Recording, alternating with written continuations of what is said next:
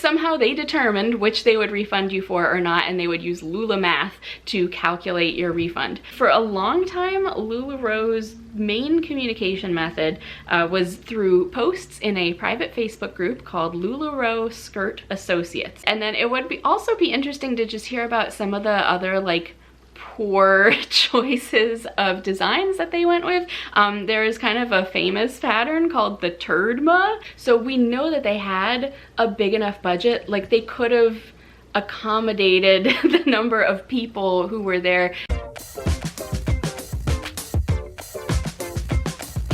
Hey guys, welcome if you're new, or welcome back if you're returning. If you are a returning viewer, you probably know that I've been doing a series of videos about my experience as a LuLaRoe consultant between 2015 and 2017, and with the recent release of the documentary LuLaRich, I did a video on things that people always seem to get wrong about the company that I just wanted to make sure in your commentary you get them right. So I have a whole series about LuLaRoe, but today I wanted to talk about 10 things, and I just limited myself to 10 things that I wish had been discussed in the documentary but weren't. So I'm going to preface this with my usual disclaimer that everything I talk about is just based on my personal experiences, things that happened to me, that I witnessed, that I was aware of. So there's a lot more stuff, you know, that's been speculated or spoken about that I have no personal knowledge of. So while there might have been pharmaceutical use in Mexico, or you know, people being offered different things, I'm not personally aware of that. It would really just be speculation for me to talk about it as well. So if it was something that really happened, it would have been cool to see it in the documentary, but I'm just gonna limit myself to things that I know of that I wish had been discussed or discussed further. So I'm gonna start with the big thing that everyone keeps talking about, that there was like their big takeaway from episode 1, which is kind of clarification on their 2 kids that married each other.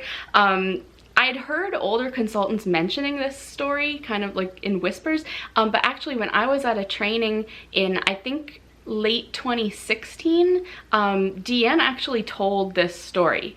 So basically the situation was that the son was adopted as like an infant or a young child by Deanne and her first husband. So she raised him, you know, from a very young age. And then the other woman, Anna, was somebody I think that they had met like when they were traveling overseas in Romania. They had like a connection with Romania and the orphanages there. So she was already like an older teenager, and they invited her to come stay with them to go to school in the US. So I don't think she was ever like formally adopted by Deanne or Mark.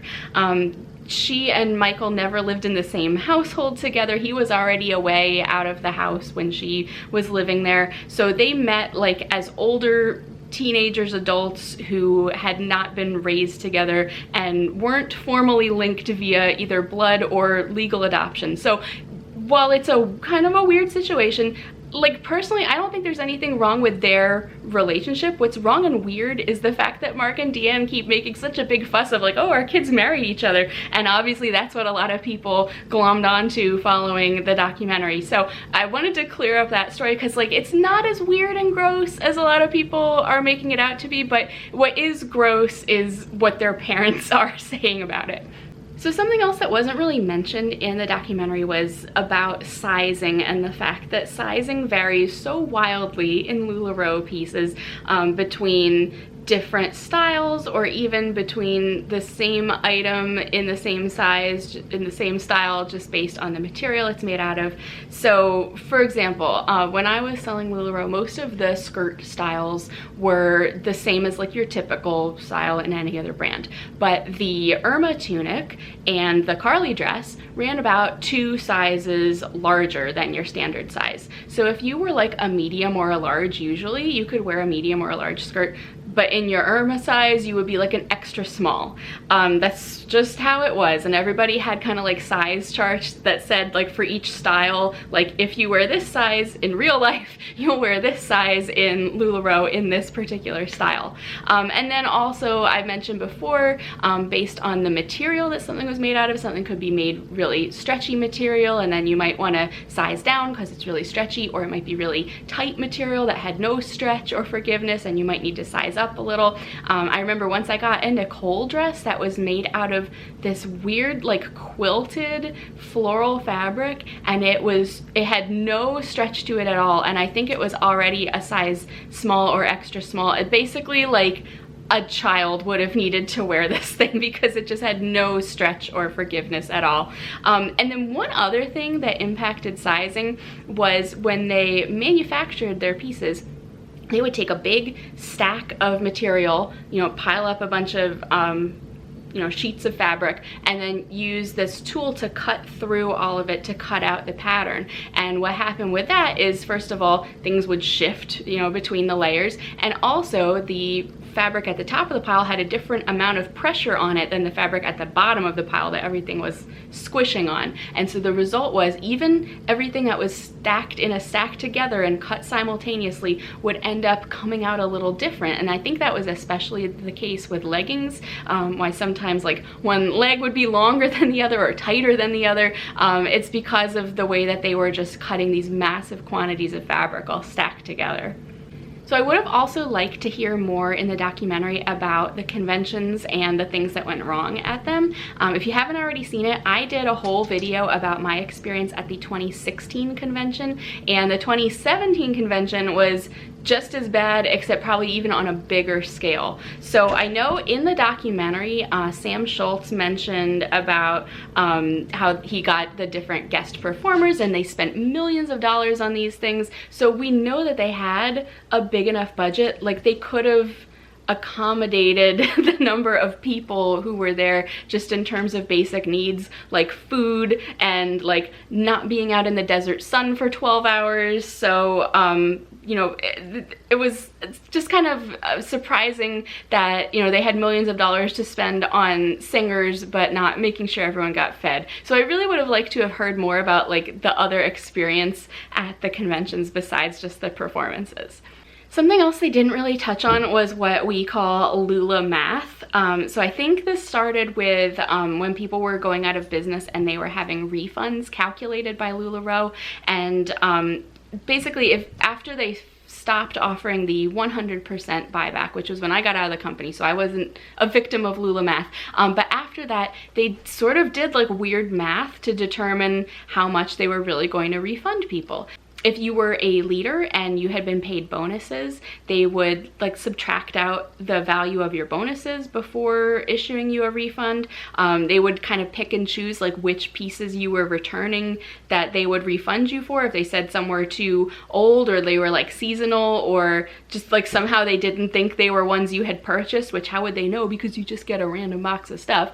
But somehow they determined which they would refund you for or not, and they would use Lula math to calculate your refund. And then since then, the term Lula math has been used for some other things as well. Basically, anytime they mention any kind of number that just doesn't seem to add up right, everyone always says, oh, that's Lula math. But it would have been interesting to hear about the refunds and how they were calculated, and especially the point about making leaders repay their bonuses before getting a refund, because however they were earned, you know, however fairly or not, if that person earned that, why should they have to repay it just to return their other inventory? So Lula math.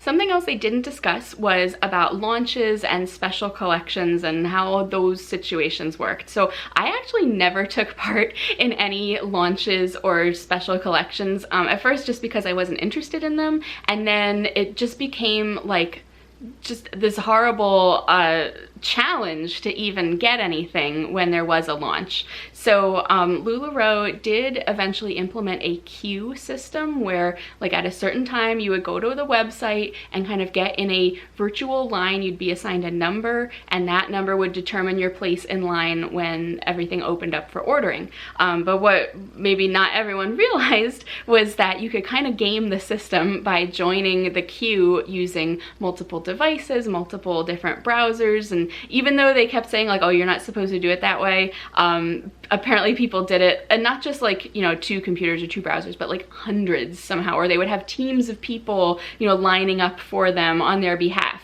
So it was meant to be a fair system and put people in a random order, but if you figured out how to game the system, you could easily do that. And also, like, the bigger consultants just always seem to get the new collections anyway, and often receive them early, or, you know, before everyone else got theirs. So I'm sure there was something else going on with them to ensure that the right people had access to the right things. But anyway, the first special collection that I remember after I joined was a Mommy and Me collection. So I guess it couldn't have been around Mother's Day because I joined in like July. I don't know what the situation was, but it was a collection of like Nicole dresses, which is like a women's dress style, and then matching children's dresses in like coordinating prints. And I didn't carry children's clothes, so I wasn't even interested in participating, but it didn't make sense to me because there was no guarantee that you would get an adult dress and a child's dress that matched in the same sizes that, you know, somebody needed to go together for their child. So it always just seemed confusing. And then of course there were later collections like the Disney collections, of course, all the different holiday launches. You know, they did like Halloween, Christmas, 4th of July, you know, different seasonal things, Valentine's Day one year, and then the Noir collection, which actually was right after I left, but that was where you could get every item in black, and there was rumors about where those items came from, but there always seemed to be some kind of issue, some kind of glitch, or they oversold. And even if you were able to get in and order the things you wanted, you know, you might end up finding out that, oh, your order was canceled because we oversold, and then of course they would not refund you your money that you spent on that order, but offer you credit for your next order. And again, that kind of keeps your money in LuLaRoe's system. So, you know, the launches have always been a really big pain point for a lot of consultants. And so it would have been interesting to hear a little more about that in the documentary. Now, they did speak a lot about the prints. They had a woman from the art department in LuLaRich speaking about kind of the pressures that they were under and how they took existing patterns and like reinterpreted them. It would have been interesting to hear a little bit more about that and some of the plagiarism lawsuits and settlements that they've been involved in, because there have been a number of them with different artists. I mean, there was, again, like a one print that had the artist's watermark in the print that got printed into the fabric, so they clearly were not changing things to the extent that they were supposed to. And then it would also be interesting to just hear about some of the other like poor choices of designs that they went with. There is kind of a famous pattern called the Turdma, which is it was meant to be brown pine cones on a blue background, and it does not look like pine cones. So it kind of became a joke among LuLaRoe consultants. I don't know if anyone would have purchased that as a customer, but among consultants, I know people kept like full, you know, full body ensembles of the Turdma print. I was named Turdma because I guess it was first available on the Irma style top. I've seen people wearing full suits of it, and it kind of just became a funny joke. So it would have been interesting to hear more about how some of those more unfortunate patterns went to print. And then I would have loved to hear more about what went on in the warehouse at LuLaRoe.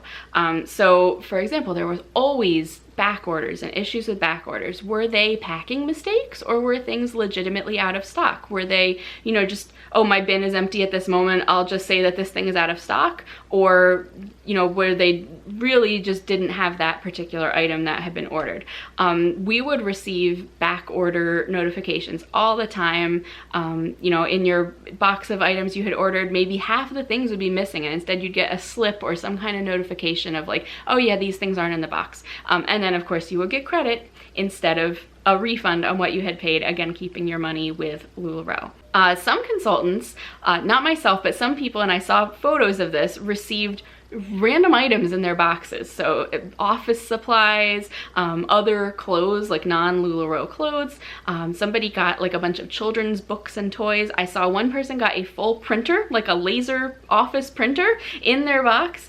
And I would love to know what caused that to happen. There was actually a former warehouse employee who was answering questions on Facebook recently, but they did not know anything about that. They worked in a different part of the warehouse, not the part that actually put things in people's boxes, so they weren't aware of what was going on. But some people had really interesting stories of things that they or friends of theirs had received in their box, so I'm just really curious how those kinds of things happened. And then finally, regarding the warehouse, some consultants did get kind of special treatment from a warehouse worker. I think they were a family member. I mean, everyone was a family member within LuLaRoe, but I think they were a family member, and they would get, you know, select choice prints that were specially picked just for them. And again, that wasn't something I was personally involved with, but I've seen, you know, screenshots, like I've seen the receipts, and I know people who were involved with this, so I would have liked to hear more about that situation. I mean, I think that would have been like a whole other rabbit hole for them to go down, and again, when you're telling like the story of the documentary, you kind of have to just pick a story and stay with it, but that would have been a really interesting part of the story to hear about.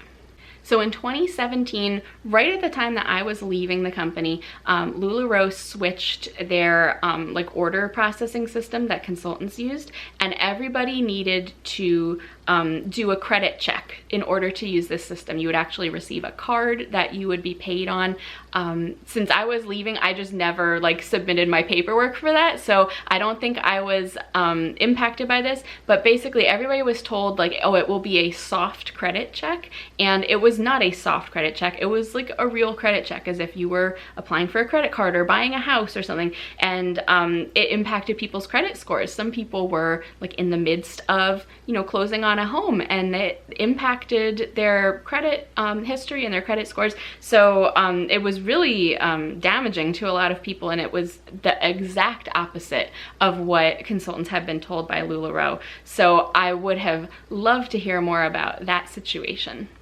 Another topic that they didn't touch on at all was fundraisers, which actually were like a pretty big thing within LuLaRoe. So as a consultant, you would apply in advance to do a fundraiser with any kind of organization that you or your customer you know, wanted to raise money for, and LuLaRoe would approve it, and then there was like a certain breakdown of you know, based on the total sales of the event, LuLaRoe would pay a certain amount, plus the consultant was expected to donate a certain percentage of their earnings from the event. And so basically there was just like always problems with this. So either it wouldn't get approved in time, or the orders wouldn't hit that minimum amount, or even if they did hit the amount to qualify for LuLaRoe to make a donation, they just never got their donation. So it was one of those things, again, where there was just always some kind of problem, and somehow, you know, you never got the money that LuLaRoe was supposed to provide to that organization, and they didn't receive the donations they were promised. So I was involved with at least one, maybe two fundraisers, and again, like, they just didn't qualify, and like, I did my part and donated my percentage of my earnings, whatever we had agreed upon, but you know, they could have gotten a whole other donation from LuLaRoe, and they didn't. Actually, when I was at the convention in 2016, I attended a workshop that was led by a woman who like specialized in doing fundraisers, and she was touting all the benefits of, you know, how great they are, and they're so easy, and it's such a great way to, you know, you give back and you get your name out there and people are interested.